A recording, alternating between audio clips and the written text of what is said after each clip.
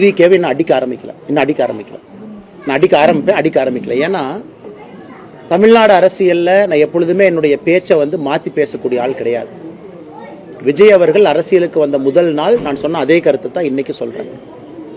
அரசியலுக்கு புதியவர்கள் வரணும், எங்களோட ஒருத்தர் கூட்டணி சேரல அப்படிங்கறதுக்காக அப்படியே நான் மாத்தியெல்லாம் பேச மாட்டேன். அவருடைய பாதையில் அவர் போகட்டும். அதே நேரத்தில் இந்த டப்பா இன்ஜின் அப்படின்னு அவர் சொன்னதுக்கான பதிலடி நான் கொடுத்துட்டேன்.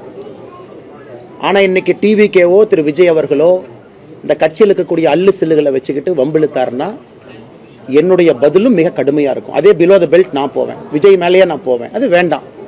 ஒரு நாகரிகமான அரசியல் விஜய் சொன்னனால என்னுடைய பதிலும் இன்னைக்கு நாகரிகமா இருக்கு.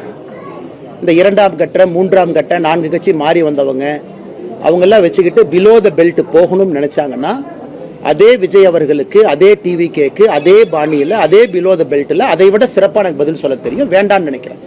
அரசியல்கெல்லாம் நாகரிகமாக இருக்கட்டும், அவருடைய பாதையில் அவர் போகட்டும், மக்கள் முன்பு அவருடைய கருத்துக்களை வைக்கட்டும். அது ஏற்கனவே நான் சொன்னது போல இவிஎம் மிஷினில் நம்முடைய தமிழகத்தினுடைய வாக்காளர் பெருமக்கள், எல்லா தலைவர்கள், எல்லா கூட்டணி கட்சி தொண்டர்கள், தலைவர்கள் சொல்வதெல்லாம் கேட்டுட்டு ஏப்ரல் மாதத்தில் வரக்கூடிய தேர்தலில் அவங்களுடைய எண்ணத்தில் இருக்கிறத பிரதிபலிக்கட்டும். அது காத்திருப்போம். அதே நேரத்தில் தேசிய ஜனநாயக கூட்டணி வெற்றி பெற வேண்டும் என்பதற்காக கடுமையாக உழைத்துக் கொண்டிருக்கின்றோம்.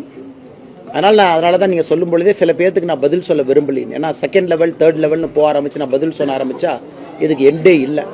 அதனால இது ஒரு வார்னிங்காக கூட அவங்க எடுத்துக்கிட்டோம்.